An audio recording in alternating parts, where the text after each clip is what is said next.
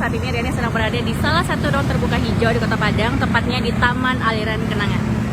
Nggak usah takut parkir bayar ya guys, karena sini udah ada pelang kawasan bebas parkir. Jadi siapa aja boleh kesini tanpa takut sama tukang parkir. Berlokasi tepat di depan kuburan Turki, kawasan seberang Padang, Taman Aliran Kenangan ini hadir sebagai ruang publik yang lebih tertata dan juga mudah diakses oleh warga. Dari sisi fasilitas, taman ini cukup lengkap untuk ukuran ruang rekreasi gratis. Bangku-bangku taman tersedia di beberapa titik, memudahkan pengunjung untuk duduk santai tanpa harus berdiri lama. Ini juga salah satu yang terpenting, jalur pedestriannya juga sudah rapi dan nyaman digunakan untuk berjalan santai di sore hari. Kalau mau jalan sore di sini tuh enak banget, karena trotoarnya lumayan luas dan bersih. Nah, ini keren nih Dusun Senak Epo Sumbar, karena memikirkan bagaimana mobilitas dari teman-teman yang disabilitas untuk bisa menikmati taman ini juga. Nah, kalau untuk penerangan, lampu-lampu taman udah dipasang di sejumlah titik strategis. Jadi saat sore menjelang malam, pencahayaannya tetap aman ya.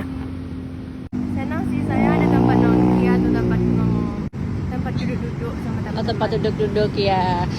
Cukup bagus untuk anak-anak jalan main-main, untuk istirahat sore. Yang penting lokasi aman dari premanisme, dari segala kenyamanan pengunjung yang diutamakan. Lihat nih, ruang hijau dan juga jalur pedestrian yang bersih dan rapi ini. Taman Aliran Kenangan ini juga dilengkapi dengan area rekreasi anak-anak yang sederhana, tapi cukup jadi ruang bermain yang aman dan menyenangkan. Nah, jadi itu dia Dusun Senak Epo Sumbar. Banyak sekali masyarakat yang merasa happy dengan keberadaan ruang terbuka hijau di Taman Aliran Kenangan ini.